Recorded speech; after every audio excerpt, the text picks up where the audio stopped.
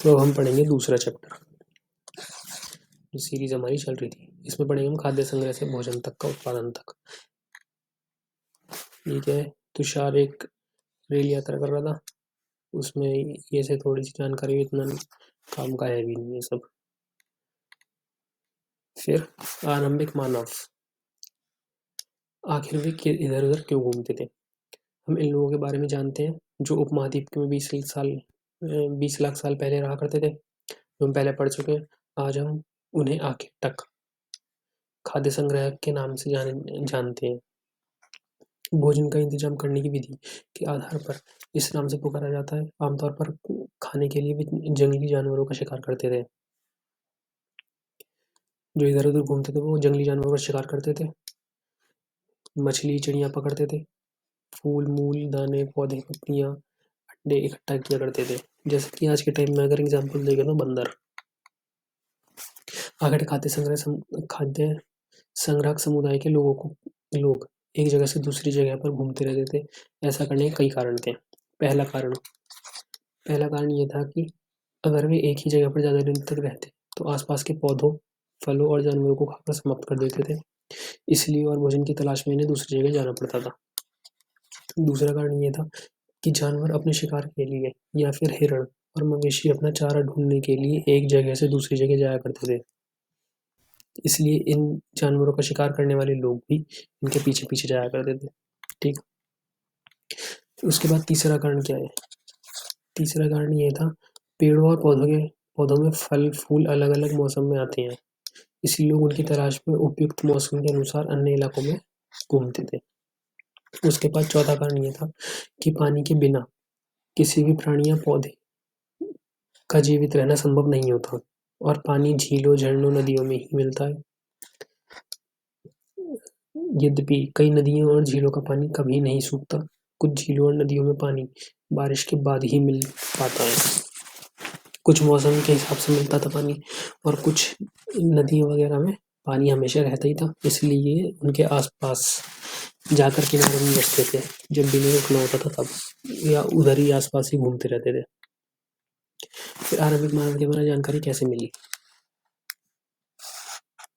ठीक, पुरातत्वविदों को कुछ ऐसी वस्तुएं मिली हैं जिनका निर्माण उपयोग आखिर तक खाद्य संग्रह किया करते थे। ये संभव है कि लोगों ने अपने काम के लिए पत्थरों लकड़ियों और हड्डियों के औजार बनाए हो। इनमें से पत्थरों के औजार आज भी बचे हैं। ठीक है, इनमें से कुछ औजारों का उपयोग फल फूल काटने, हड्डियां मांस काटने या पेड़ों की छाल और जानवरों की खाल उतारने के लिए किया जाता था। कुछ के साथ हड्डियों या लकड़ियों के मुट्ठे लगाकर भाले या बाण जैसे हथियार। कुछ तो हम काम में ले लेते हैं फल फूल काटने हड्डियां काटने के लिए, और कुछ के हथियार बना लेते थे। कुछ औजार लकड़ियां काटी जाती थी। लकड़ियों का उपयोग ईंधन के साथ साथ झोपड़ी और औजार बनाने के लिए भी किया जाता था। ठीक,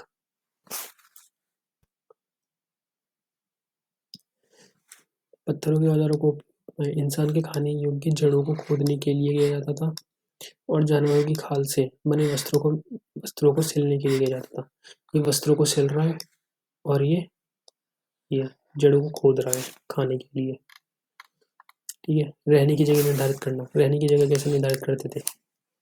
मानचित्र में देखना, लाल त्रिकोण वाले, इसमें ये कह रहा है कि लाल त्रिकोण वाले स्थान में पुरातन स्थल है। लाल त्रिकोण वाले स्थान में पुरा स्थल है जहाँ पर आखिर तक खाद्य संग्राहक के होने के प्रमाण मिले हैं। इनके अलावा भी और कई स्थानों पर आखिर तक खाद्य संग्राहक रहते थे। मानचित्र में सिर्फ कुछ गिने चुने स्थान ही चिन्हित किए गए हैं। कई पुरास्थल नदियों और झीलों के किनारे पाए गए हैं। ये मानचित्र हो गया। इसमें अगर हम नीचे देखें तो ये इसकी कुरकुनुन गुफाएं, ये क्या है, पुरापाषाणिक पुरास्थल, नवपाषाणिक पुरास्थल, महापाषाणिक पुरास्थल, आरंभिक गांव और आधुनिक गांव, ये सबके निशान है। किस निशान से, जैसे ये क्या है, ब्रह्मगिरी, तो ये महापाषाणिक हो गया। और इसमें जैसे कोलकाता, ये आज के शहर है कोलकाता, ये निशान है ना, ये क्या हो गया, आधुनिक नगर हो गया। इसके बाद इसमें कोई स्टार का देखते हैं, बुर्ज होम। बुर्ज होम जैसे ये इसके आगे ये निशान बन रहा है बुर्ज होम, तो ये कहाँ का हो गया, ये हो गया नवपाषाणिक पुरा स्थल। चूंकि पत्थर के उपकरण बहुत महत्वपूर्ण थे, इसलिए लोग ऐसी जगह ढूंढते रहते थे जहां अच्छे पत्थर मिल सके। भीमबेटका आधुनिक मध्य प्रदेश, इस पुरास्थल पर गुफाएं व कंदराएं मिली हैं। भीमबेटका पर क्या मिला है, गुफाएं और कंदराएं। लोग इन गुफाओं में इसलिए रहते थे क्योंकि यहाँ उन्हें बारिश धूप हवाओं से राहत मिलती थी। ये गुफाएं नर्मदा घाटी के पास थी। शैल चित्रकला, इनमें हमें क्या पता चलता है, ये एक चित्रकला है, शैल चित्रकला है जो एक शैल पर चित्रित की गई थी। ये गुफाएं हैं, गुफाओं में लोग रहते हैं। इसको थोड़ा सा कम कर, जिन गुफाओं में लोग रहते थे उनमें से कुछ की दीवारों पर चित्र मिले हैं। कुछ सुंदर उदाहरण मध्य प्रदेश और दक्षिण में गुफाएं से मिले चित्र हैं। जंगली जानवरों की बड़ी कुशलता से सजीव चित्रण किया गया है। ठीक है, ये ऐसी गुफाएं होती थी। ये गुफा हो गई, ये गुफा हो गई, ऐसी गुफाओं में रहा करते थे। इनके अंदर इसमें ये तो गुफाएं इसमें सही से दिखा नहीं रहा, लेकिन फिर भी जैसे अजंता की गुफा देखें हम,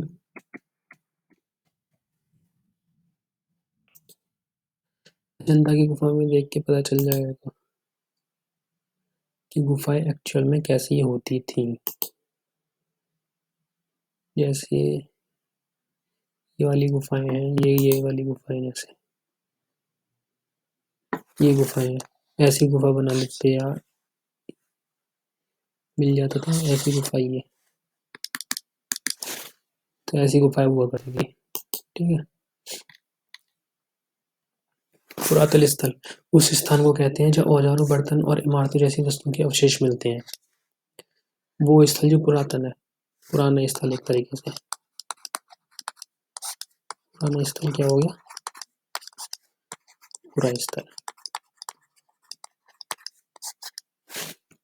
यहाँ पर क्या मिलता है, औजार, बर्तन, इमारतों जैसी वस्तुओं के अवशेष मिलते हैं। अवशेष यानी कि जो आज के टाइम में नहीं है, आज के समय में उपलब्ध नहीं है,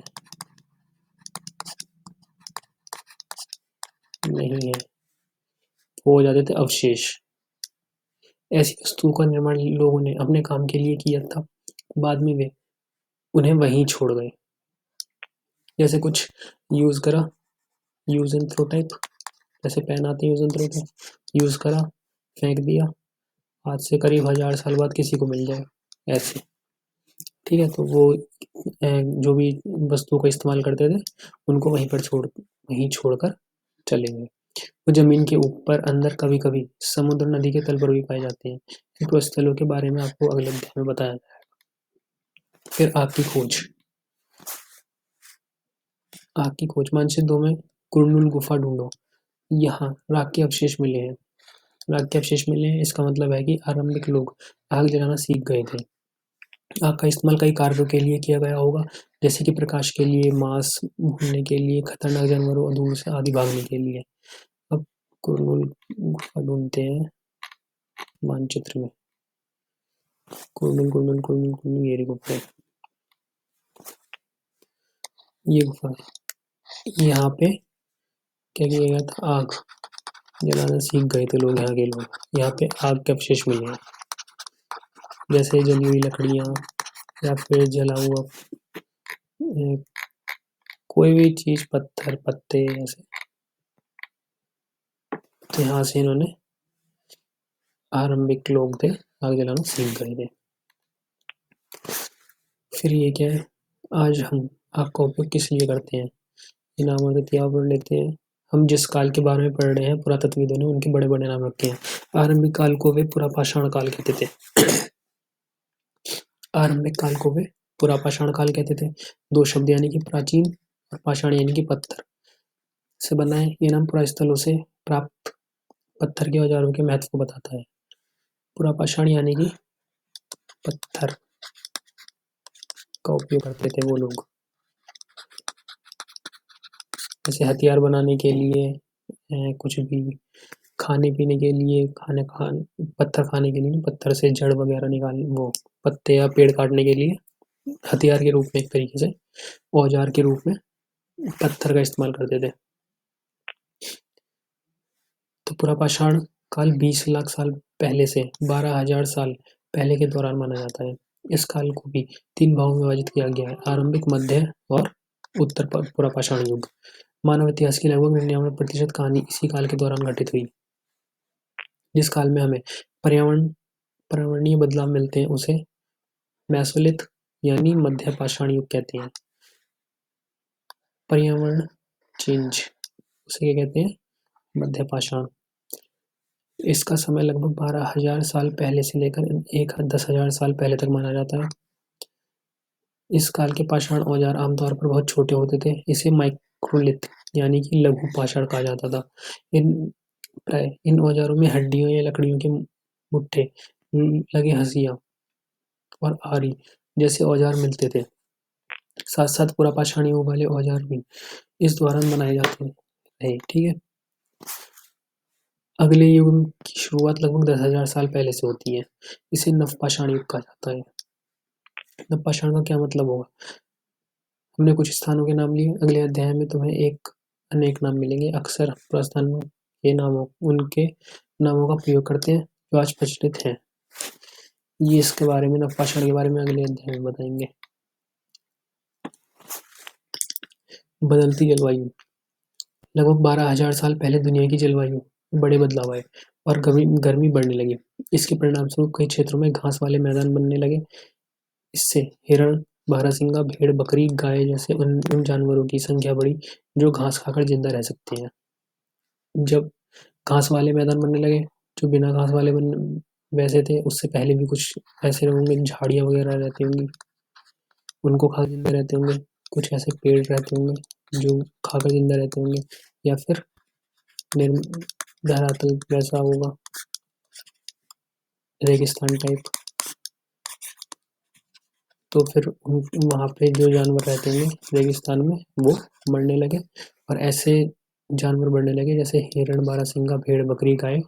उन जानवरों की संख्या बढ़ गई जो घास खाकर जिंदा रहते थे। जो लोग इन जानवरों का शिकार करते थे वे भी इनके पीछे आए और इनके खाने पीने की आदतों, प्रजनन के समय की जानकारी हासिल करने लगे। हो सकता है तब लोग इन जानवरों को पकड़कर जरूरत के अनुसार पालने की बात सोचने लगे हों। साथ ही इस काल में मछली भी एक भोजन का महत्वपूर्ण स्रोत बन गई।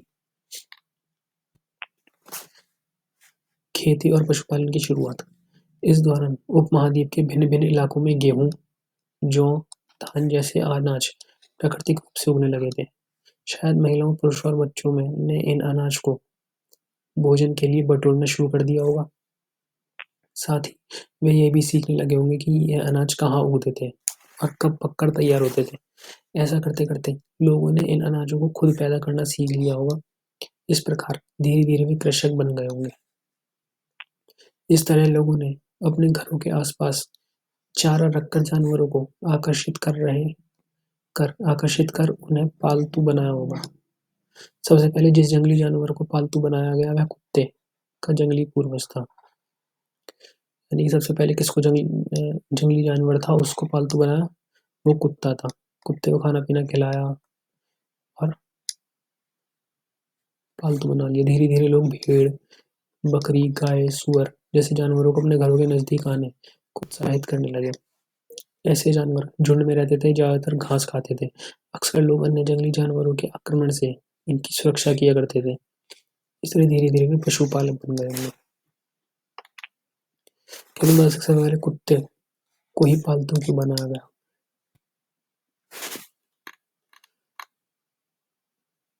इसमें बताएंगे। कुत्ते को पालतू इसलिए बनाया होगा क्योंकि एक तो वो किसी को देखते ही चौकन्ना हो जाता है, भौंकने लग जाता है, और तो उससे उसकी सुरक्षा भी होती है और दूसरे जानवरों की मदद करता होगा। दूसरे जैसे गाय, भैंस, बकरी, इनके पास कोई आएगा तो वो इनकी सुरक्षा भी करेगा। यही रीजन रहा होगा। फिर बसने की प्रक्रिया। लोगों द्वारा पौधे उगाने और जानवरों की देखभाल करने बसने की प्रक्रिया का नाम दिया गया। अपनाएगा ये पौधे। जानवर अक्सर जंगली पौधों तथा जानवरों से भिन्न होते हैं। इसकी वजह से ये बसने की प्रक्रिया की दिशा में अपनाए गए पौधे जानवरों का लोग चयन करते हैं। उदाहरण के तौर पर लोग उन्हीं पौधों या जानवरों का चयन करते हैं जिनके बीमार होने की संभावना कम हो। ठीक, यही नहीं, लोग उन्हीं पौधों को चुनते हैं जिनसे बड़े दाने वाले अनाज पैदा हों, साथ ही जिनकी मजबूत डंठलें अनाज के पके दानों के भार को संभाल सकें। ऐसे पौधों के बीजों को संभाल कर रखा जाता है ताकि फिर से उगाने के लिए उनके गुण सुरक्षित रह सकें। उन्हीं जानवरों को आगे प्रजनन के लिए चुना जाता है जो आमतौर पर अहिंसक होते हैं।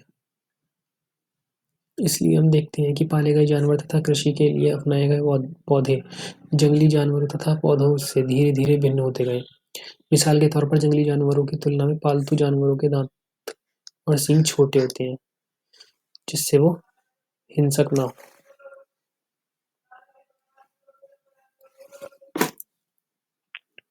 फिर बसने की प्रक्रिया पूरी दुनिया में धीरे धीरे चलती रही है। करीब 12,000 साल पहले शुरू हुई। वास्तव में आज हम जो भोजन करते हैं वो इसी बसने की प्रक्रिया की वजह से है। कृषि के लिए अपनाई गई सबसे प्राचीन फसलों में गेहूं जो आते हैं, उसी तरह सबसे पहले पालतू बनाए गए जानवरों में कुत्ते के बाद भेड़ बकरी आते हैं। ठीक है, एक नवीन जीवन शैली। किसी पौधे के बीज को बोकर देखो, तुम पाओगे कि इसे विकसित होने में कुछ वक्त लगता है। ठीक, इसमें कुछ दिन, महीने या फिर साल तक लग सकता है। इसलिए जब लोग पौधा उगाने लगे तो उनकी देखभाल के लिए उन्हें एक ही जगह पर लंबे समय तक रहना पड़ता था। बीज बोने से लेकर फसलों के पकने तक, पौधों की सिंचाई करने, खरपतवार हटाने, जानवरों और चिड़ियों से उनकी सुरक्षा करने जैसे बहुत से काम शामिल थे। कटाई के बाद कटाई के बाद अनाज का उपयोग बहुत संभाल कर करना पड़ता था। अनाज को भोजन और बीज दोनों ही रूपों से बचा कर रखना आवश्यक था। इसीलिए लोग इसको भंडारण की बात सोचनी पड़ती थी। अब अनाज का उपयोग इसमें दिखा रहे हैं। अनाज का उपयोग किस लिए? एक बीज के रूप में, जैसे अनाज आ गया उसके बाद थोड़े बीज निकाल लिए अगली बार दोबारा बोने के लिए, फिर खाद्य के रूप में खाने के लिए, उपहार देने के रूप में भी करते थे, भंडारण के रूप में भी करते थे। इलाकों में लोगों ने मट्टी के बड़े बर्तन बनाए, टोकरियां बुनी और फिर जमीन में गड्ढा खोदा। क्या तुम्हें लगता है कि शिकारी या भोजन संग्रह करने वाले बर्तन बनाते और उनका प्रयोग करते होंगे? अपने जवाब का कारण बताओ। जानवर, चलते फिरते खाद्य भंडार। जानवर बच्चे देते हैं जिससे उनकी संख्या बढ़ती है। ठीक है, अगर जानवरों की देखभाल की जाए तो उनकी संख्या तो बढ़ती ही है, साथ ही उनसे दूध भी प्राप्त हो सकता है जो भोजन का एक अच्छा स्रोत है।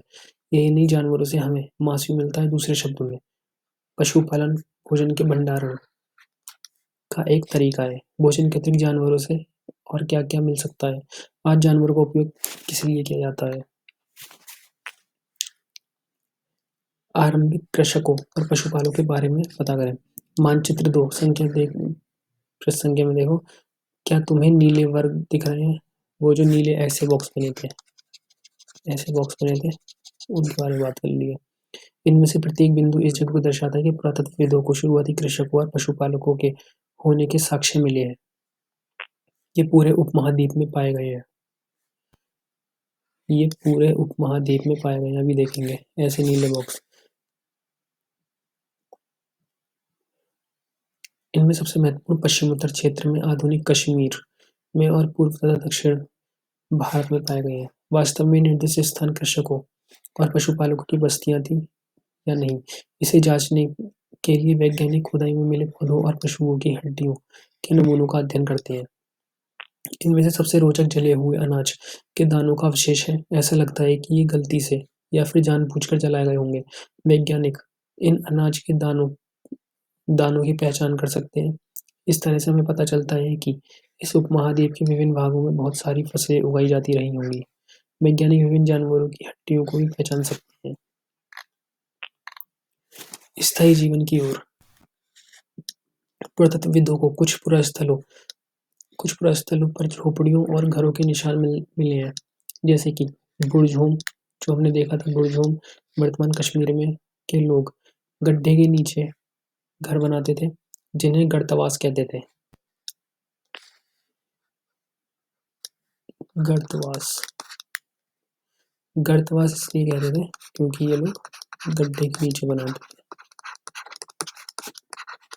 गड्ढे के नीचे। आज के टाइम में कुछ लोग कहते भी हैं कि बिल्कुल गर्त कर दिया, इसका मतलब एकदम नीचे ले गया, गड्ढे के नीचे। इनमें उतरने के लिए सीढ़ियाँ होती थी। इससे उन्हें ठंड के मौसम में सुरक्षा मिलती होगी। पुरातत्व दो कि कुछ झोपड़ियों के अंदर और बाहर दोनों ही स्थानों पर आग जलाने की जगह मिली है। लोग मौसम के अनुसार घर के अंदर या बाहर खाना पकाते होंगे। एक गर्तवास का चित्र, ये चित्र बन गया लो। ये सीढ़ियाँ हुई नीचे उतरने की। बहुत सारी जगहों से पत्थर के औजार भी मिले हैं। इनमें कई ऐसी जगह ऐसे हैं जो पूरा पाषाण युगीन उपकरणों से भिन्न है। इन्हें नवपाषाण युग का माना गया है। इनमें वे औजार भी हैं जिनकी धार को और अधिक पैना करने के लिए उन पर पॉलिश चढ़ाई जाती थी। ओखली मूसल का प्रयोग अनाज या वनस्पतियों से प्राप्त अन्य चीजों को पीसने के लिए किया जाता था। ओखली ऐसे करके कुछ होती थी, ऐसे ये लट्टू सा होता था, इससे इसको पीसते थे। ये वो होता था ड्रम टाइप। आज हजारों साल बाद भी ओखली और मूसल का प्रयोग अनाज पीसने के लिए किया जाता है। उसी तरह प्राचीन प्रस्तर युगीन औजारों का निर्माण और प्रयोग लगातार होता रहा। कुछ औजार हड्डियों से ही बनाए जाते थे। ये औजार है, ये जैसे ये बिल्कुल नुकीला है, इसमें ये पीसने के लिए होता होगा। ये नुकीला है, इनका सबका इस्तेमाल होता होगा किसी चीज के लिए। नवपाषाण युग के पुरास्थलों से कई प्रकार के मिट्टी के बर्तन मिले हैं। युग के पुरास्थलों से कई प्रकार के मिट्टी के बर्तन मिले हैं, ठीक है। कभी कभी इन पर अलंकरण भी किया जाता है। बर्तनों का उपयोग चीजों को रखने के लिए किया जाता था। धीरे धीरे लोग बर्तनों का प्रयोग खाना बनाने के लिए भी करने लगे, जैसे चावल, गेहूं, दलहन जैसे अनाज अब आहार का महत्वपूर्ण हिस्सा बन गए थे। इसके साथ साथ अब लोग कपड़े भी बुनने लगे थे। इसके लिए कपास जैसे आवश्यक पौधे उगाए जा सकते थे। क्या ये परिवर्तन हर जगह एक साथ ही आ गए होंगे? ऐसी बात नहीं है। एक तरफ जहाँ कई स्त्री पुरुष शिकार और भोजन संग्रह करने का काम करते थे, वहीं अन्य लोगों ने हजारों साल के दरमियान धीरे धीरे खेती और पशुपालन अपना लिया। बहुत जगह लोग मौसम के मुताबिक बदलकर अपनी अपनी जीविका चलाया करते थे। सूक्ष्म निरीक्षण मेहरगढ़ की, ये मेहरगढ़ का घर है। इनमें बस ऊपर छत नहीं थी, बाकी सब कमरे वगैरह बने थे। ये जैसे आने का है, ये इधर आ गया, ये इधर से बाहर चले जाते होंगे ऐसे। ये एक आने जाने वाले सबसे महत्वपूर्ण रास्ते बोलंदर दर्रे के पास एक हरा भरा समतल स्थान है। मेहरगढ़ संभवतः वह स्थान है जहाँ स्त्री पुरुषों ने इस इलाके में सबसे पहले जौ, गेहूं उगाना, भेड़ बकरी पालन सीखा। ठीक है। यहाँ विभिन्न प्रकार के जानवरों की हड्डियां मिली हैं।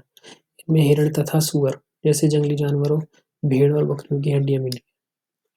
मेहरगढ़ में इनके अलावा चौकोर तथा आयताकार घरों के अवशेष भी मिले हैं। ये एक घर का अवशेष है, ऐसे करते थे पहले। प्रत्येक घर में 4 या उससे ज्यादा कमरे हैं। कुछ संभवतः भंडारण के काम आते होंगे। इसमें भंडारण करते होंगे। ये कुछ जैसा लग रहा है भंडार जैसा, ये भंडार जैसा, या फिर गेट होगा बाहर जाने का। ठीक है। मृत्यु के बाद सामान्यतः मृतक के सगे संबंधी उसके प्रति सम्मान जताते हैं। लोगों की आस्था है कि मृत्यु के बाद भी जीवन होता है, इसलिए कब्रों में मृतकों के साथ कुछ सामान रखते थे। कभी खाने पीने का किसी में मिलेगा, किसी में कुछ पहनने के लिए मोती वगैरह रखते थे, चैन वगैरह रख दिया करते थे। उसी के साथ मेहरगढ़ में ऐसी कई कब्रें हैं। जैसे ये रहा, एक कब्र में एक मृतक के साथ एक बकरी को भी दफनाया गया है। वो मानते थे कि मरने के बाद भी खाने की जरूरत पड़ती है, इसे परलोक में खाने के लिए रखा गया होगा। ठीक है। फिर ये अन्यत्र में देख लेते क्या है। फ्रांस में गुफा की चित्रकारी, ये एक गुफा है, गुफा के अंदर ऐसी चित्रकारी मिलती है। फ्रांस की गुफा का है। पुरास्थल की खोज लगभग 100 साल पहले 4 स्कूली छात्रों ने की थी।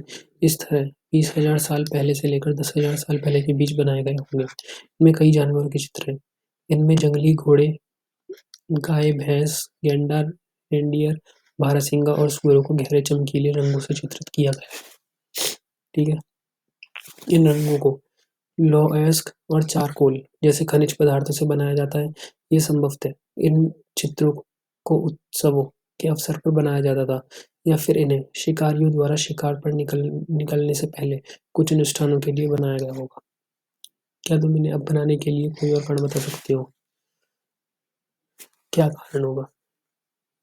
एक कारण ये होगा कि सजावट के हिसाब से बना दिया। दूसरा कारण रंग वगैरह का होगा। और क्या होगा?